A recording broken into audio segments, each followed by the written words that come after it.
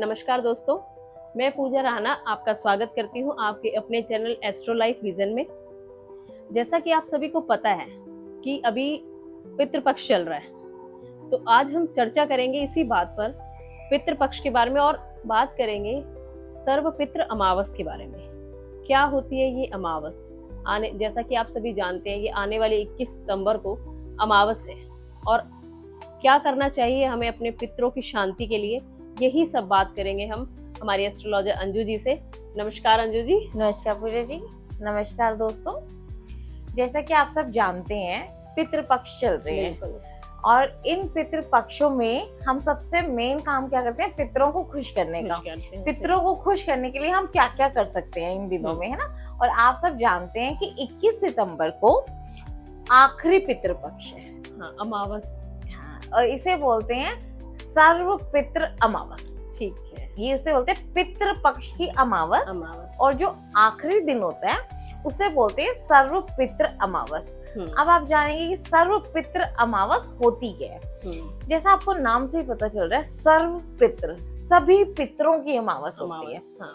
Normally देखो, बहुत से लोग ऐसा बोलते हैं कि हमें नहीं पता हमारे पितृ कौन है, और उन्हें अपने पितरों की कोई नॉलेज नहीं होती है, या फिर किसी भी कारणवश अगर आप इन श्राद्ध के टाइम में, पितृपक्ष के टाइम में, जो 15 दिन है, इन दिनों में आप उनके लिए कुछ नहीं कर पाए, कुछ भी वजह हो सकती है ना? तो अगर आप उनके लिए कुछ नहीं किया, तो ये वो आखिरी दिन होता है जिसमें आप सब अपने जितने भी पितर हैं उन सभी के नाम का तर्पण कर सकते हैं, दान कर सकते हैं। तो ये इसीलिए इसे बोला जाता है सर्व पितृ अमावस। आप जो भी आपसे भूल चूक हो गई है, गलती हो गई है, तो आप अपने पितरों को याद करके उनसे माफी मांग के सभी के नाम का इस दिन पे कर सकते हैं। ठीक है, तो अंजू जी सबसे पहले तो हमें बताइए कि क्या होता है पितृदोष, और पितृदोष और पितृ ऋण में जी क्या अंतर है? बहुत अच्छा क्वेश्चन है।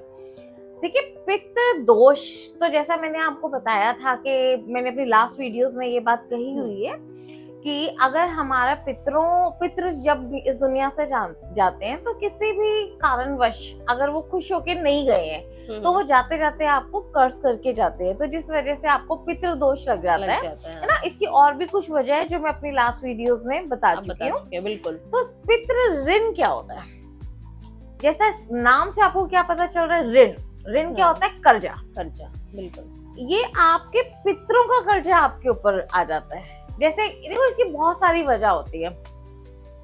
जैसे अगर हमारे पितर है, वो कुछ काम कर रहे थे और कहीं ना कहीं वो अधूरा छूट गया, मतलब तो अधूरी इच्छा जिसे अधूरी इच्छा कह सकते हैं आप। तो वो जो अधूरी इच्छा होती है, तो वो आगे उनकी पीढ़ियां पूरी करती हैं कि मतलब उनके बचे हुए काम को करने के लिए हम आगे आए हैं उससे। हाँ जी, पितृ ऋण तो इसे पितृ ऋण कहते हैं। ठीक है, कि आपके पूर्वजों का आपके ऊपर कुछ उधार बचा हुआ, कुछ उनके जरिए से कुछ आपके ऊपर उनका ऋण बचा हुआ। ठीक है, चलिए फिर अब मैं अगला क्वेश्चन पूछूंगी आपसे कि मैं, दरअसल मेरी क्वेरी है, मैं जानना चाहती हूँ तर्पण क्या होता है। ओके। कि कहा जाता है कि पितरों के लिए तर्पण किया जाता है। जी जी, तो मुझे उसके बारे में बताइए। बिल्कुल बिल्कुल बिल्कुल, आपके साथ साथ सबको इस बारे में पता चल जाएगा कि तर्पण क्या होता है। तर्पण बेसिकली श्राद्ध पक्ष में जब हम श्राद्ध करते हैं, या जरूरी नहीं है आप श्राद्ध कर रहे हो, बिना अगर आपके आज किसी का श्राद्ध नहीं हुआ, तो इन 15 दिनों में आप ये रोज भी कर सकते हो। ठीक है, आप सब जानते हैं जो हमारे घर की दक्षिण दिशा होती है, साउथ साइड, वो पितरों की होती है। बिल्कुल, ये भी मैंने अपनी लास्ट वीडियोस में आपको बताया हुआ है कि वो साइड हमारी पितरों की है। अगर आपके जो भी पूर्वज इस दुनिया में पितर नहीं है, उनकी जो भी आप फोटो लगाते हैं, वो हमेशा आपको उसी साइड पे लगानी चाहिए, दक्षिण दिशा में।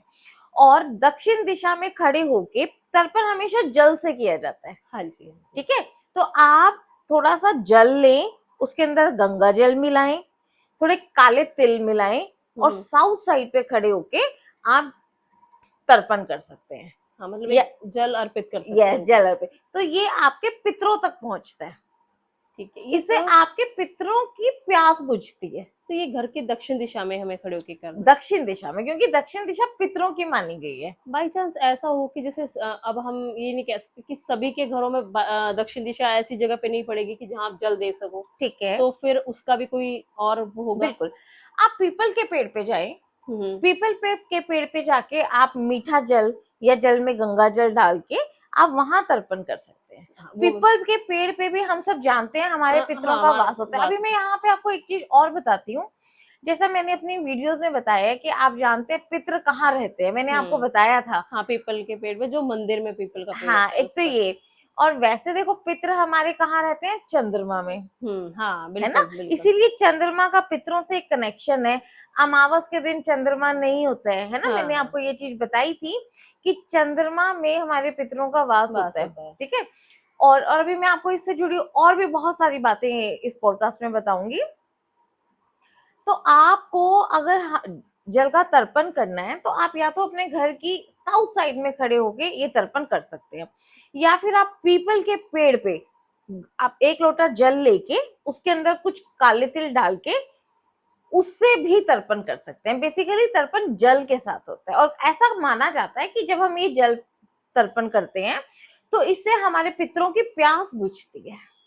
ठीक है, बिल्कुल बिल्कुल, ये बहुत अच्छी बात आपने बताई हमें। तो अच्छा, फिर पिंडदान किसे कहते हैं? क्यों मैंने सुना है कि पितरों को शांत करने के लिए हम पिंडदान कर सकते बिल्कुल हैं। जैसे हमने देखिए जल का दान किया उनकी प्यास बुझाने के लिए, है ना।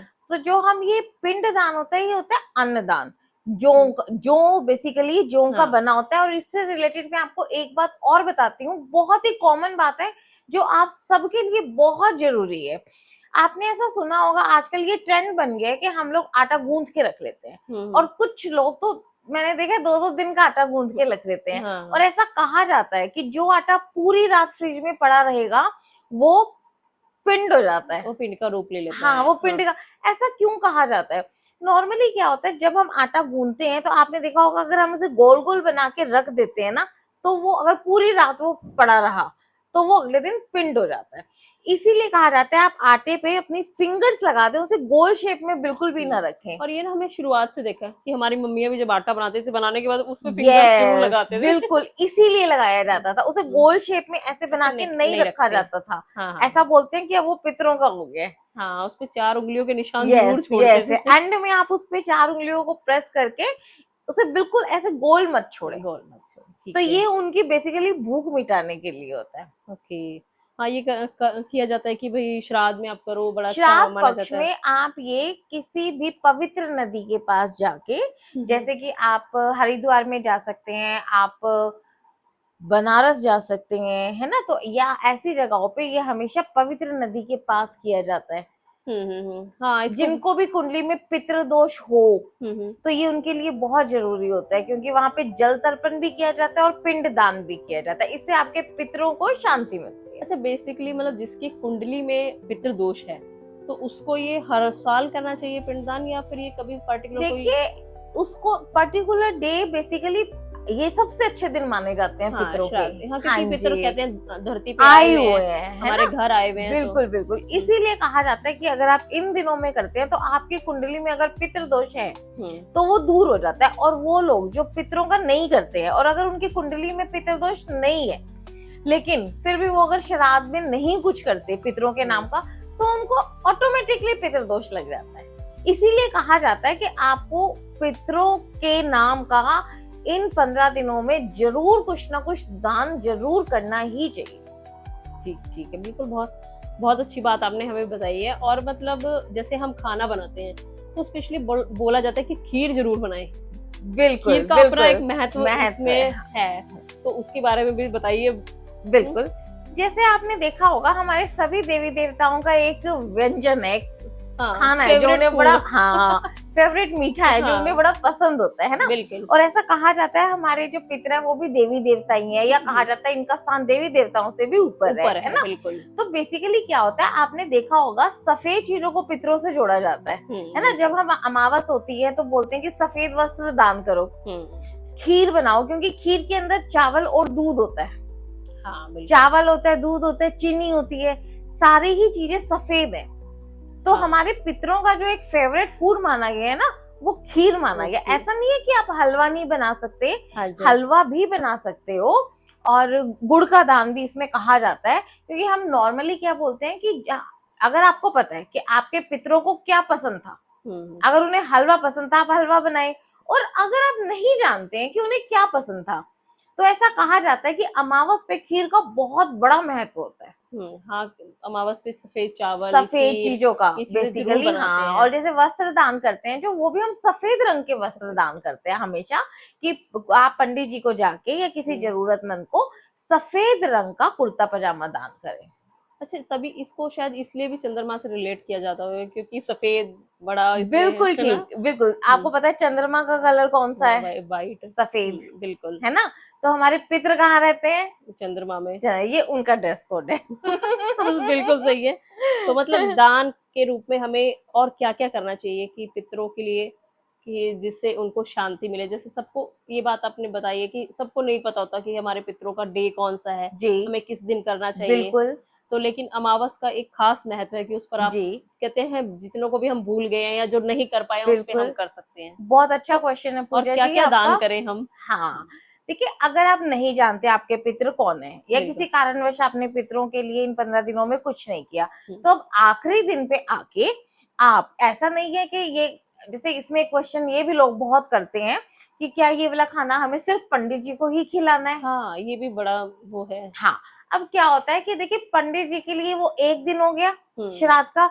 अब उस दिन कितने लोग जाके उन्हें खिलाते हैं तो वो एक ही इंसान, हाँ वो बिल्कुल, वो कितना कितना ही खाना खाएंगे। खाएंगे, बिल्कुल है ना। सही बात तो है। उनके पास वो ढेर इकट्ठा हो जाता है। तो आप ऐसा ना करके आप वहां पे सूखी चीजें भी दे सकते हैं। जैसे आप इस दिन पे चावल का दान कर सकते हैं, आटे का दान कर सकते हैं, गुड़ का दान कर सकते हैं। हाँ, और सूखा भोजन उनके काम भी आएगा बाद में भी सूखा वो भोजन उनके बाद में काम भी काम आ आएगा। जाएगा। या अगर आपने उन्हें खिलाना है तो आप कोशिश कीजिए अपने घर पे बुला के उन्हें खिलाएं। और अगर आप अपने घर पे बुला के उन्हें नहीं खिला सकते हैं तो जरूरी नहीं है कि आपने मंदिर में ही देना है, आप किसी भी जरूरतमंद को ये सब चीजें दान कर सकते हैं। हाँ, एक चीज और, इसमें आपको नमक भी जरूर दान करना चाहिए। ठीक है, श्राद्ध पक्ष में मतलब यस, ऐसे कभी भी कर सकते हैं, ऐसा नहीं है कि अमावस को ही करना नहीं है। नहीं नहीं, पूरे 15 दिन पे आप कभी भी इन सब चीजों में आप कुछ भी अपने पितरों को याद करके दान करें, ये उन्हीं तक जाएगा। ठीक है, नहीं बहुत अच्छी बात आपने बताई हमें। और जैसे इसको हम एक और चीज मतलब मेरे मन में चल रहा था कि जो कहते हैं कि इस दिन हम अमावस वाले दिन हम, वैसे तो सभी में कौवे को खाना खिलाना बड़ा शुभ माना जाता है, ठीक वैसे है, तो कौवे मिलते नहीं आजकल। लेकिन फिर भी कहते हैं कि श्राद्ध पक्ष में उनको खाना जरूर खिलाना चाहिए। बिल्कुल। तो अब इसमें भी जैसे आपको मैंने बताया, सभी हमारे भगवान का एक फेवरेट मीठा है हाँ ना। बिल्कुल, ऐसे ही हमारे जितने भी देवी देवता हैं उन सबका एक वाहन भी है वाहन भी, हाँ जी हाँ जी, है बिल्कुल ना। तो बिल्कुल। ऐसे हमारे पितरों का जो वाहन है ना, वो कौआ है। ऐसा कहा जाता है कि अगर इन श्राद्ध पक्ष में आपने, आप कुछ भी नहीं कर पाए, तब भी अगर आपने कौओं को सफेद पनीर खिला दिया, तो पनीर कौओं का बड़ा फेवरेट होता है। फेवरेट बेसिकली क्या होता है, सफेद चीज हमने इन्हें खिलानी है। और जो हम पनीर खिलाते हैं ना, जो जो भी हम कौओं को खिलाते हैं, वो सीधे हमारे पितरों तक पहुंचता है। और फिर मतलब एक तरह से सॉफ्ट खाना है, उनको खाने में शायद आसानी होती है, इसलिए भी उनको अच्छा लगता होगा। है ना। इसीलिए कहा हाँ। जाता है कि आप जो भी कौओं को खिलाएंगे वो सीधे आपके पितरों पे पहुंचेगा। ठीक है। अच्छा, और कहा जाता है कि इसे ना सिर्फ घर के बेटे, या जैसे कह सकते हैं कि घर के मतलब जेंट्स लोग ही कर सकते हैं क्या? ऐसा वर्जित ही माना जाता है कि लेडीज नहीं कर सकती? नहीं नहीं नहीं, ये मिथ है। ऐसा नहीं है कि लेडीज नहीं कर सकती हैं। हाँ, वैसे तो देखो, ऐसा माना जाता है कि घर के बेटों को ये करना चाहिए। किसी कारणवश अगर वो नहीं कर पा रहे हैं तो घर की बहुएं ये सब कर सकती है। और अगर जिनके पास बेटा नहीं है तो देखिए, हाँ। तो वहां हाँ, घर में बेटा नहीं है और कई बार मतलब कोई कारणवश कोई मजबूरी आ गई है, हाँ तो वहां पर बेटियां भी कर सकती हैं।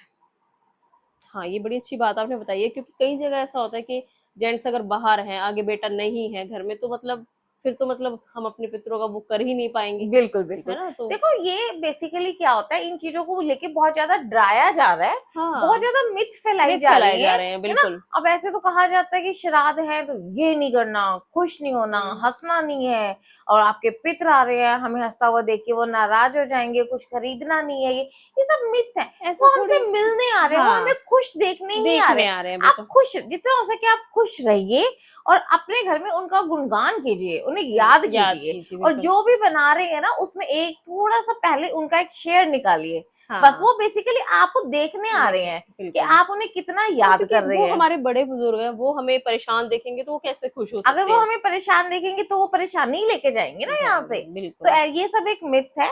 हाँ, आपको खुश रहना चाहिए और बस इन 15 दिन में अच्छे से उन्हें याद करना चाहिए। अच्छा, एक और चीज मैं पूछना चाहूंगी कि जैसे कई लोग बोलते हैं कि हमें इस पितृपक्ष में हमारे बड़े नजर आ रहे हैं सपनों में, जी तो इसको क्या माने, शुभ या अशुभ? बिल्कुल, बहुत ही अच्छा क्वेश्चन है और बहुत ही कॉमन क्वेश्चन है ये। बहुत लोग क्वेश्चन करते हैं ये बड़े कि लोगों से सुना है पितृ पक्ष में या वैसे भी या पितृ पक्ष के आसपास बहुत लोग ऐसा बोलते हैं कि हमें अपने जो लोग अब इस दुनिया में नहीं है वो नजर आते हैं। बिल्कुल। तो देखिए, जो आपने पूछा कि ये शुभ होता है या अशुभ, इसमें क्या होता है कि हमें वो सिचुएशन देखनी होती है कि वो कैसे सिचुएशन में आपको नजर आए हैं।